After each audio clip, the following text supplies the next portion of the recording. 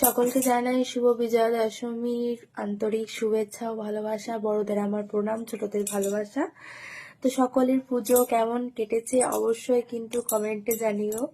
আমার তো মোটামুটি কেটেছে, কারণ আমার এবারটা বাড়িতেই কেটে গেছে বেশিরভাগটা, কারণ কলের অবস্থাতে বুঝতেই পারছো।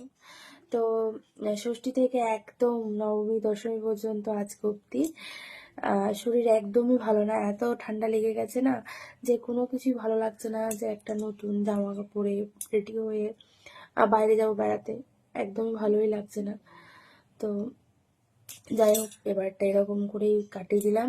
সামনের বছর যদি সব ঠিক থাকে তো অবশ্যই যাব বেড়াতে কোথাও না কোথাও। তো যার জন্য শরীরটাও যেহেতু ভালো ছিল না, তার জন্য কোনো ভিডিও আমি পোস্ট করিনি, কোনো ভিডিও করিও নি, কারণ গলার অবস্থা খারাপ হয়ে গেছিল, যার জন্য আমি কোনো রকম কোনো ভিডিও করার আমার ইচ্ছাও হয়নি। তো যাই হোক, সকলে ভীষণ ভালো থেকো, সুস্থ থেকো, টাটা।